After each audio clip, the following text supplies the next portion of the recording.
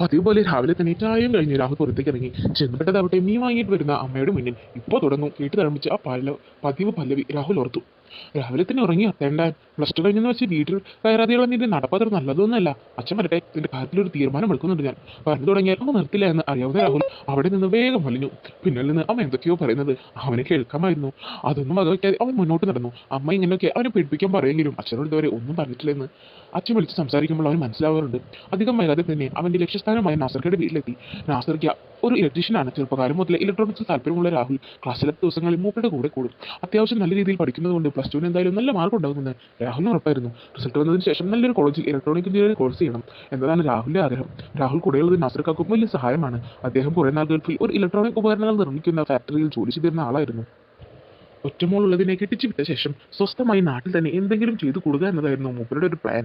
എന്നാൽ വിധി വേറൊരു വിധത്തിലാണ് അദ്ദേഹത്തെ പരീക്ഷിച്ചത്. മകളുടെ കല്യാണം കഴിഞ്ഞ് കുറച്ച് ദിവസത്തിന് ശേഷം ചെറിയൊരു നെഞ്ചുവേദന വന്നതായിരുന്നു എല്ലാത്തിൻ്റെയും തുടക്കം. സ്കാനിങ്ങും മറ്റു ടെസ്റ്റുകളൊക്കെ കഴിഞ്ഞപ്പോൾ ആണ് മനസ്സിലായത് രക്തക്കുഴലുകളിൽ 4 ബ്ലോക്കുകളും കൂട്ടത്തിൽ ഹൃദയവാൽവിനും ചില പ്രശ്നങ്ങൾ ഉണ്ടായിരുന്നു. 4 വാൽവുകളിൽ 2 ശരിയായി തുറക്കുകയോ അടയ്ക്കുകയോ ചെയ്യുന്നില്ലായിരുന്നു. പെട്ടെന്നുള്ള സർജറിയും ആശുപത്രിവാസം ഒക്കെ കഴിഞ്ഞപ്പോഴേക്ക് വീട് ജപ്തിയുടെ വക്കിലെത്തി.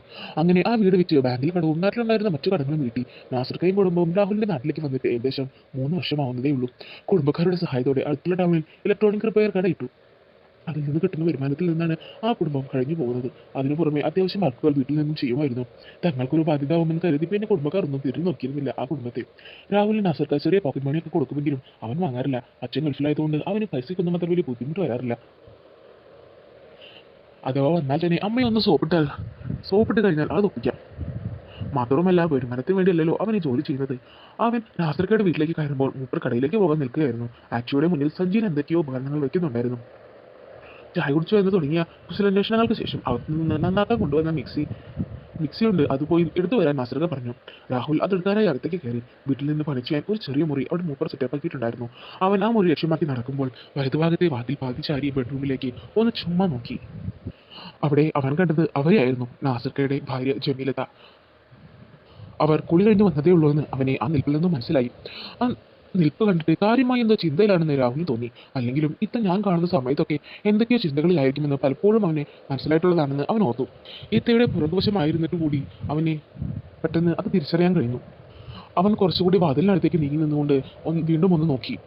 ഇത്ത അധികം തടിയൊന്നുമില്ല, ഒരു ഒത്ത തടി അത്രയേ ഉള്ളൂ. രാവിലത്തെ സൂര്യന്റെ രശ്മികൾ ജനലിലൂടെ ഇത്തയുടെ മുഖത്തേക്ക് അടിക്കുന്നുണ്ടായിരുന്നു. പെട്ടെന്ന് സ്ഥലകാലബോധം വീണ്ടെടുത്ത് രാഹുൽ വേഗം വർക്ക് റൂമിൽ കയറി മിക്സിയും എടുത്ത് പുറത്തേക്ക് ഇറങ്ങി. പുറത്തേക്ക് ഇറങ്ങുമ്പോൾ ഇത്തയോട് അതുവരെ തോന്നാത്ത, അവൻ ഇതുവരെ അനുഭവിക്കാത്ത എന്തോ എന്ന് അവന് തോന്നി തുടങ്ങിയിരുന്നു. ഇതിൽ നിന്ന് കൂടുതൽ എന്തൊക്കെയോ അറിയണമെന്ന് അവൻ വിചാരിച്ചു. നാസർക്കയോട് ഇറങ്ങാം എന്ന ചോദ്യമാണ് അവന്റെ ചിന്തയിൽ നിന്ന് സ്വബോധത്തിലേക്ക് എത്തിച്ചത്. അങ്ങനെ അവർ രണ്ടുപേരും ഷോപ്പ് ലക്ഷ്യമാക്കി നീങ്ങി. ഷോപ്പിലെത്തിയതോടെ അവൻ നേരെ കടയുടെ പിന്നിലുള്ള ബാത്റൂമിൽ പോയി. അവിടെ എത്തിയിട്ടും ഇത്തയെക്കുറിച്ച് തന്നെയായിരുന്നു അവന്റെ ചിന്ത. എന്നാലും എന്തായിരിക്കും ഇത്ത എപ്പോഴും ഇങ്ങനെ ചിന്തിച്ചുകൊണ്ടിരിക്കുന്നത്? എന്തോ പ്രത്യേകമായ എന്തോ ഒരു കാര്യമുണ്ടെന്ന് അവന് മനസ്സിലായി തുടങ്ങി. എന്നാൽ അത്രയും നേരം അവൻ ഇത്തയെ നോക്കി നിന്നിട്ടും അവനൊന്നും മനസ്സിലായതുമില്ല. അവൻ എന്തോ എന്തോ കുറ്റബോധം പോലെ തോന്നി. ഇത്തയോട് തന്നെ നേരിട്ട് ചോദിച്ചാൽ മതിയായിരുന്നു എന്ന് അവന്റെ മനസ്സ് പറഞ്ഞു. അതൊക്കെ അവന്റെ മനസ്സിനെ ഒരു ആത്മസംഘർഷത്തിലേക്ക് നയിച്ചു. ഇതിനൊരു പരിഹാരം കാണാൻ അവന്റെ ഒറ്റ സുഹൃത്തായ അമലിനെ കാണാൻ രാഹുൽ തീരുമാനിച്ചു. അമൽ ഇത്തരം കാര്യത്തെക്കുറിച്ച് എക്സ്പീരിയൻസുള്ള കൂട്ടത്തിലാണ്. അങ്ങനെ വൈകുന്നേരം വർക്ക് കഴിഞ്ഞതിന് ശേഷം രാഹുൽ അമലിനെ കാണാൻ ഇറങ്ങി. അടുത്തുള്ള അമ്പലത്തിൽ വൈകുന്നേരം വിളക്ക് വെക്കുന്ന കർമ്മം നിർവഹിച്ചു വന്നത് അമലായിരുന്നു. രാഹുൽ അമ്പലത്തിന്റെ അടുത്ത് എത്തുമ്പോൾ അമൽ വിളക്ക് വെച്ച് കഴിഞ്ഞ് പുറത്തേക്ക് ഇറങ്ങിയിരുന്നു. അവർ രണ്ടുപേരും കുറച്ച് മാറിയുള്ള ആത്തറയിലിരുന്നു. കുറച്ചു നേരത്തെ കുശലം പറച്ചിലിന് ശേഷം ചുറ്റും ആരുമില്ല എന്ന് ഉറപ്പിച്ച ശേഷം രാഹുൽ ഇത്രയും അവന്റെ മനസ്സിലെ വിഷമവും അവതരിപ്പിച്ചു. എല്ലാം കേട്ട അമൽ കുറച്ച് നേരം ചിന്തിച്ച ശേഷം, ഇത് അത്ര വലിയ പ്രശ്നമൊന്നും കരുതേണ്ട, എന്ത് കാര്യങ്ങളായാലും പറഞ്ഞു കഴിഞ്ഞാൽ തീരാവുന്നതല്ലേ ഉള്ളൂ. നിനക്ക് അങ്ങനെ എന്തെങ്കിലും സംശയം ഉണ്ടെങ്കിൽ നീ ചോദിക്കേ. നിന്നോട് അവർക്ക് പറയാൻ താല്പര്യമുണ്ടെങ്കിൽ നീ ധൈര്യമായി മുന്നോട്ട് പോകും. അത് കുറ്റബോധം ഒന്നും വിചാരിക്കേണ്ട.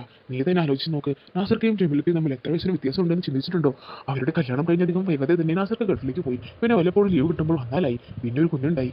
അവരുടെ കല്യാണം കഴിയുന്നത് വരെ മുമ്പ് കൂടുതലായും ഗൾഫിൽ തന്നെയായിരുന്നു എന്നൊക്കെയല്ലേ നീ പറഞ്ഞത്? കല്യാണം കഴിഞ്ഞ് ഒരു സ്ത്രീക്ക് ലഭിക്കേണ്ട സ്നേഹമോ കരുതലോ ഒന്നും അത്തരത്തിലുള്ള ഒന്നും അവർക്ക് ലഭിച്ചിട്ടുണ്ടാവില്ല. ഇപ്പോഴാണെങ്കിൽ അതൊന്നും നൽകാൻ പറ്റിയ ആരോഗ്യസ്ഥിതിയും നാസർക്കാർക്കില്ല. അതുകൊണ്ടൊക്കെയായും അവർ ഇങ്ങനെ ചിന്തിച്ച് പരിസരത്തൊന്നും മറന്നു നിൽക്കുന്നത്. നീ ചോദിച്ചു നോക്കിയാൽ ചിലപ്പോൾ പറയുമായിരിക്കും. എന്തായാലും അതിനൊരു പരിഹാരം കാണാൻ പറ്റുമല്ലോ. നിന്നെ ഇത്രയധികം സ്നേഹിക്കുന്നൊരു കുടുംബമല്ലേ. നിനക്ക് അങ്ങനെ എന്തെങ്കിലും തോന്നുന്നുണ്ടെങ്കിൽ നീ ചോദിക്കട ധൈര്യമായിട്ട്. അങ്ങനെ അവൻ ഇത്രയും പറഞ്ഞു നിർത്തി. വീണ്ടും ഞങ്ങൾ പലവിധ കാര്യങ്ങൾ ചർച്ച ചെയ്തു. രാത്രിയായപ്പോഴാണ് പിരിഞ്ഞത്. വീട്ടിലേക്ക് പോകുന്ന വഴി അമ്മൽ പറഞ്ഞ കാര്യങ്ങളാണ് മനസ്സിൽ നിറയെ. അവൻ പറഞ്ഞതിലും കാര്യമുണ്ടെന്നുള്ള വിശ്വാസം രാഹുൽ ധൈര്യം പകർന്നിരുന്നു. അവൻ മുന്നോട്ട് പോകാൻ തന്നെ തീരുമാനിച്ചു. പക്ഷേ എങ്ങനെ അങ്ങോട്ട് കയറി മുട്ടുമെന്നൊന്നും അവനറിയില്ലായിരുന്നു. ഒരാളോട് ഇങ്ങനെയൊക്കെ ഇപ്പോൾ ചോദിക്കാൻ പറ്റുമോ? അമ്മൽ പറഞ്ഞത് ആദ്യം അവരുമായി നല്ലപോലെ അടുക്കുക, പിന്നെ കയറി കൊടുത്തുകൊണ്ട് സ്നേഹിക്കുക, പിന്നെ എല്ലാം അനുകൂലമാവും എന്നാണ്. നമ്മൾ എന്തെങ്കിലും ഒരു കാര്യം ആത്മാർത്ഥമായി ആഗ്രഹിച്ചാൽ അത് നടപ്പിലാക്കാൻ പ്രപഞ്ചം വരെ കൂടെ നിൽക്കുമെന്നാണല്ലോ പൗലോ കൊയ്ലോ പറഞ്ഞത്. അപ്പോൾ മുതൽ രാഹുൽ അത് നടക്കുമെന്ന് ഉറച്ചു വിശ്വസിക്കാൻ തുടങ്ങി. രാഹുൽ വീട്ടിലെത്തിയപ്പോഴേക്കും അമ്മയുടെ ചകാരവർഷം തുടങ്ങിയിരുന്നു. നേരെ എത്ര എന്നൊരു വിചാരമുണ്ടോ നിനക്ക്? ഇവിടെ ഞാനൊരു പെണ്ണ് ഒറ്റയ്ക്കാണെന്നുള്ള ബോധം വേണം. അത് എങ്ങനെ പറഞ്ഞാൽ ഒരു വസ്തു അനുസരിക്കില്ലല്ലോ. അമ്മ അത് നിർത്താനുള്ള ഭാവമൊന്നുമില്ല. രാഹുൽ അത് കാര്യമാക്കാതെ കർഷകനായ മുകളിൽ അവൻ്റെ റൂമിലേക്ക് പോയി. കുളിക്കുന്നതിനിടയിൽ അമ്മ പറഞ്ഞ കാര്യങ്ങളെ പറ്റി ഓർത്തു. ഈ ഇരുന്നിന്റെ വീട്ടിൽ തന്റെ അമ്മ മാലതി ഒറ്റയ്ക്കാണ്. അച്ഛൻ വന്നിട്ട് 3 വർഷം കഴിഞ്ഞു. അച്ഛന്റെ ഫോൺ വിളിയുടെ ഇടവേളയും കൂടിയിരിക്കുന്നു. മാലതിക്ക് പിന്നെ ആരോടെങ്കിലും ഒന്ന് സംസാരിക്കണമെന്ന് വെച്ചാൽ അടുത്തൊന്നും വീടുകളില്ലാത്തത് കൊണ്ട് അതും ബുദ്ധിമുട്ടാണ്. ഒരു വലിയ പറമ്പിന് നടുവിലാണ് അവരുടെ വീട് നിൽക്കുന്നത്. പറമ്പ് കഴിഞ്ഞ് 2 ഭാഗത്ത് വയലാണ്. വീടിന് മുന്നിലൂടെയുള്ള റോഡ് ആ വയൽക്കരയിൽ അവസാനിക്കുന്നു. മാലതി തനി നട്ടുമ്പുറത്തുകാരിയാണ്. എപ്പോഴും വീട്ടിൽ തന്നെ ഒതുങ്ങി കൂടുന്ന പ്രകൃതം.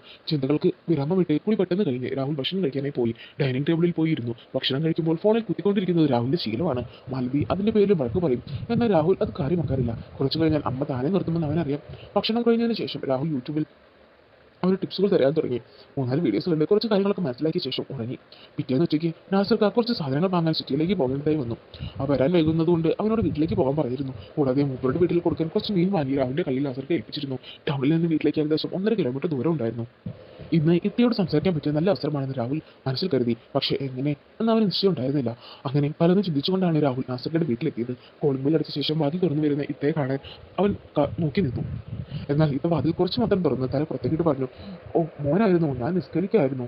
ഇക്ക ഇതിവിടെ തരാൻ പറഞ്ഞിരുന്നു. കയ്യിലുള്ള കവർ ഉയർത്തി രാഹുൽ പറഞ്ഞു, വീണാണോ? എന്നാൽ ഞാൻ ഈ നിസ്കാരക്കുപ്പായി മാറ്റിയിട്ട് വരാം. മോൻ ഇവിടെ കയറിയിരിക്കും. രാഹുൽ തലയാട്ടിയ ശേഷം വരാന്തയിൽ കയറിയിരുന്നു. രാഹുലിന് ചെറിയ ടെൻഷനും പരിഭ്രമവും ഒക്കെ ഉണ്ടായിരുന്നുണ്ടായിരുന്നു. ആദ്യമൊക്കെ ഇത്തയോട് സംസാരിക്കുമ്പോൾ ഇത്തരത്തിലുള്ള ഒരു പ്രശ്നവും ഉണ്ടാവാറില്ലായിരുന്നു. പക്ഷേ ഇപ്പോൾ മുതൽ എന്തോ മാറ്റം വന്നതുപോലെ അവരുടെ മനസ്സ് പലവിധ ചിന്തകൾ കൊണ്ട് കലുഷിതമായിരുന്നു. അപ്പോഴാണ് വാതിൽ തുറന്ന് ഇത്ത പുറത്തേക്ക് വന്നത്. ബ്രൗൺ നിറത്തിലുള്ള മാക്സിയാണ് ഇത്ത ധരിച്ചിരുന്നത്. ഇന്നലെ കണ്ട വീഡിയോയിൽ പറഞ്ഞതുപോലെ ഇത്തയുടെ കണ്ണിൽ നോക്കി തന്നെ സംസാരിക്കാൻ അവൻ ശ്രദ്ധിച്ചിരുന്നു. ഇക്ക ഉച്ചയ്ക്ക് ഭക്ഷണം കഴിക്കാൻ വരില്ലെന്നും സാധനങ്ങൾ വാങ്ങാൻ പോയതാണെന്നും രാഹുൽ പറഞ്ഞു. രാവിലെ മൂപ്പർ എന്നോടൊന്നും പറഞ്ഞില്ലല്ലോ പോകുന്ന കാര്യവും എന്ന് ഇത്തയും പറഞ്ഞു. അവന്റെ കയ്യിലുള്ള കവർ ഇത്തയെ ഏൽപ്പിച്ച ശേഷം എന്നാൽ ഞാൻ ഇറങ്ങട്ടെ എന്ന് പറഞ്ഞ് അവൻ പോകാനായി എഴുതിച്ചു. രാവിലെ പറഞ്ഞിരുന്നെങ്കിൽ ഇത് നേരത്തെ ചോറ് വെക്കേണ്ടായിരുന്നു. രാത്രി ആകുമ്പോഴേക്കും ചീത്തയേപ്പു എന്ന് പറഞ്ഞുകൊണ്ട് ഇത് നെടുവേർപ്പെട്ടു. കൂട്ടത്തിൽ രാഹുലിനോട് ഇന്ന് ഭക്ഷണം അവിടെ നിന്ന് കഴിക്കാനും പറഞ്ഞു. പലപ്പോഴും ഇത്തയും അസർക്കയും അവരുടെ വീട്ടിൽ നിന്ന് ഭക്ഷണം കഴിക്കാൻ എത്ര നിർദ്ദേശിച്ചാലും അവൾ കഴിക്കാറില്ലായിരുന്നു. എന്നാൽ ഇന്ന് അവിടെ നിന്ന് കഴിക്കാൻ അവൻ തീരുമാനിച്ചു. ഞാൻ എത്തിയാലേ അമ്മ അറിയിടാറുള്ളൂ. കാരണം പുറത്ത് പോയാലും നാസക്കയുടെ ഷോപ്പിൽ പോയാലും ഉച്ചയ്ക്ക് വീട്ടിലെത്തി വിരളമായി രാഹുൽ കഴിക്കാറുള്ളൂ. ഇത്ത രാഹുലിനെ അവിടേക്ക് ക്ഷണിച്ചു. ഇന്ന് എന്ത് പറ്റി നല്ല ബുദ്ധി തോന്നാൻ? മറ്റെത്ര പറഞ്ഞാലും ഇവിടെ നിന്ന് കഴിക്കാറില്ലല്ലോ. ഇതൊരു ശരിയോടെ ചോദിച്ചു. നിങ്ങളൊക്കെ കുറേയിലേ പറയുന്നു, ഈ നാം പരാതി അങ്ങ് തീർത്തേക്കാമെന്ന് കരുതി രാഹുൽ പറഞ്ഞു. അവനിപ്പോൾ ഇത്തയുമായി കുറച്ചുകൂടെ ഫ്രീ ആയി സംസാരിക്കാൻ സാധിക്കുന്നുണ്ടായിരുന്നു. രാഹുൽ കൈ കഴുകി വന്നിരുന്നപ്പോഴേക്കും ഇത്ത ഭക്ഷണം കൊണ്ടുവന്നു. രാഹുൽ ഇത്തയോട് കഴിക്കുന്നില്ലെന്ന് ചോദിച്ചപ്പോൾ പിന്നെ കഴിക്കാമെന്നും ഇത്ത മറുപടി നൽകി. ആദ്യമുണ്ടായിരുന്ന ആ വിചിതത്വം രാഹുൽ പൂർണ്ണമായി മാറിക്കഴിഞ്ഞിരുന്നു. ഇത്തയുടെയും മോളുടെയും കുട്ടിയുടെയും വിശേഷങ്ങൾ രാഹുലിന്റെ വീട്ടിലെ വിശേഷങ്ങളും ഇത്തയും ചോദിക്കുകയും ചെയ്തു.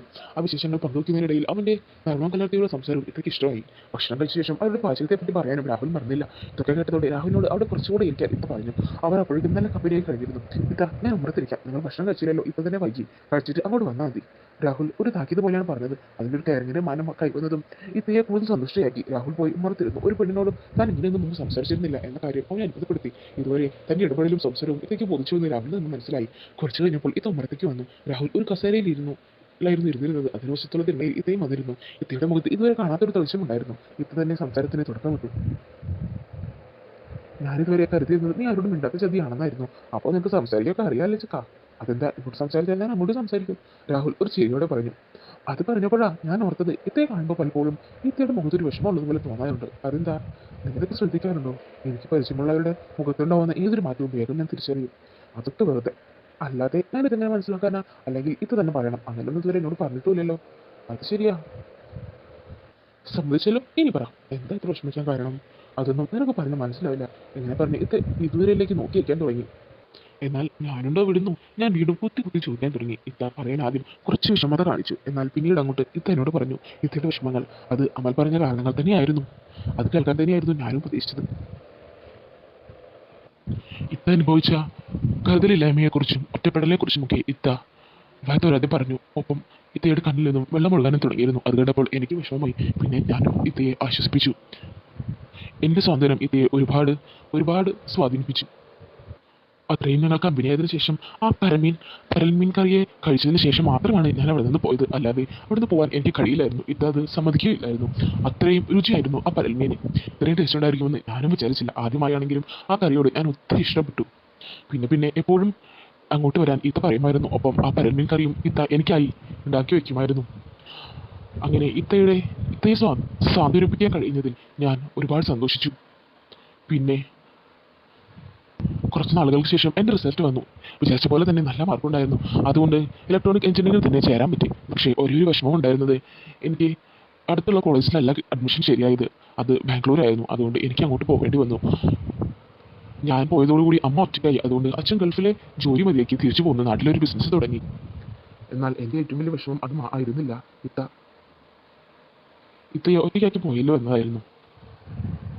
എന്നാൽ എൻ്റെ നല്ല ഭാവിക്കല്ലേ എന്നും പറഞ്ഞ് ഇത്ത എന്നെ സന്തോഷത്തോടെ തന്നെ പറഞ്ഞയച്ചു. ഇടയ്ക്കിടയ്ക്ക് ഞാൻ ഇത്തയെ വിളിക്കാറുണ്ട്. നാട്ടിൽ വരുമ്പോഴെല്ലാം ഇത്തയെ കാണാനും ആ പരൽമീൻ കറി കഴിക്കാനും പോകാറുണ്ട്.